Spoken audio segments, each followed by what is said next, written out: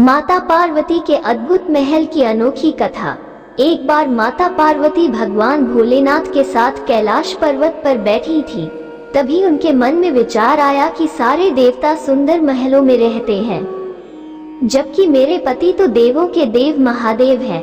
फिर भी मैं इस कैलाश पर रहती हूँ। यहाँ न तो कोई महल है, न कोई आराम की वस्तु।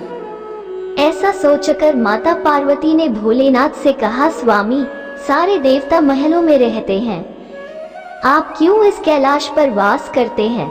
आप भी हमारे लिए एक भवन बना लीजिए ताकि हम भी आराम से रह सके। पार्वती के बात सुनकर भोलेनाथ थोड़ा सा मुस्कुराए और फिर बिना कुछ कहे ध्यानमग्न हो गए।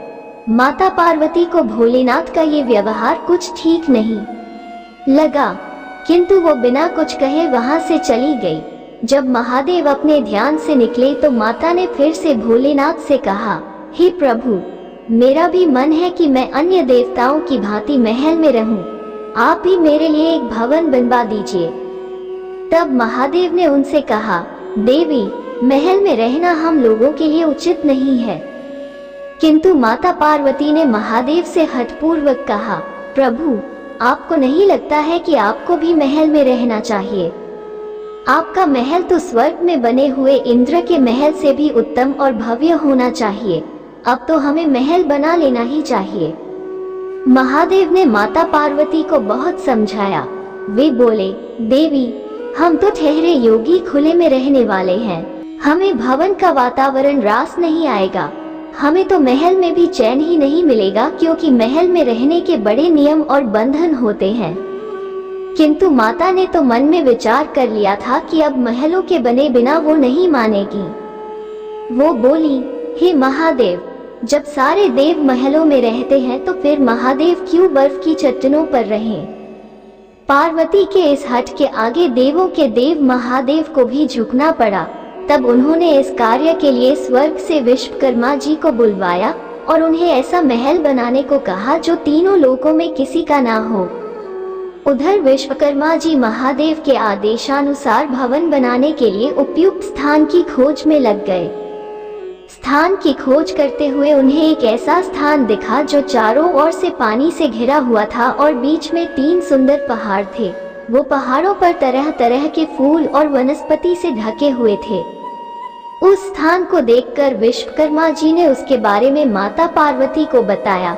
जब माता पार्वती ने उस स्थान के बारे में सुना तो उन्होंने खुश होकर भवन बनाने का आदेश दे दिया।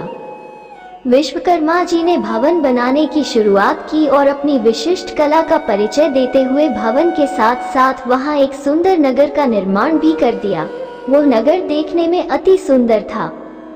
विश्वकर्मा जी ने उस महल और नगर को सुंदर बनाने में अपना पूरा योगदान दे दिया था। जब उस महल को माता पार्वती ने देखा तो उनकी प्रसन्नता का ठिकाना न रहा।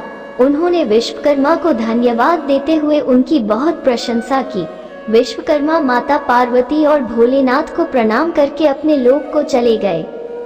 घर बनाने का कार्य तो पूर्ण हो चुका था। अब माता ने महादेव से कहकर गृह प्रवेश का शुभ मुहूर्त निकलवाया।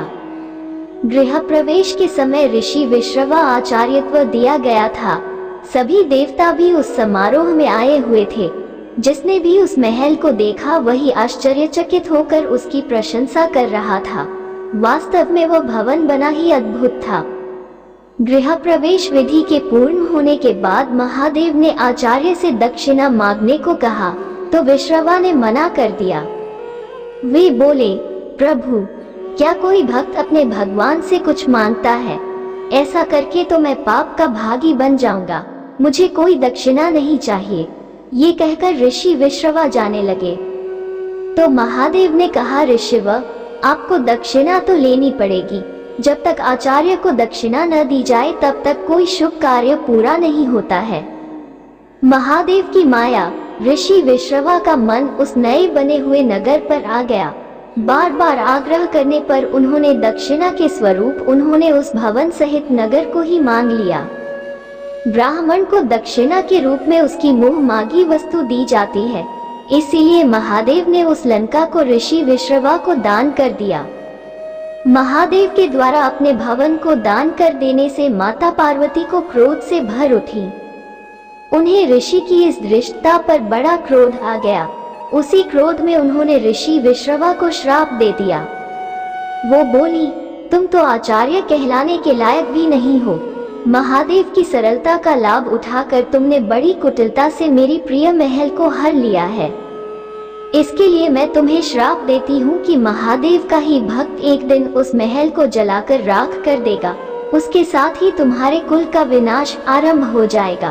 पुराणों के अनुसार ऋषि विश्रवा ने वो नगर अपने पुत्र कुबेर को दे दिया, लेकिन कुबेर को निकालकर लंका पर रावण ने अपना अधिकार कर लिया।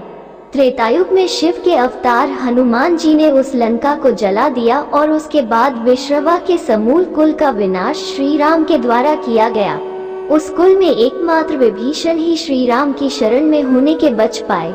दोस्तों, वीडियो पसंद आई हो तो वीडियो को लाइक करें और चैनल को सब्सक्राइब करना बिल्कुल ना भूलें। धन्यवाद। आपका दिन शुभ हो। जय श्री कृष्ण। राधे राधे।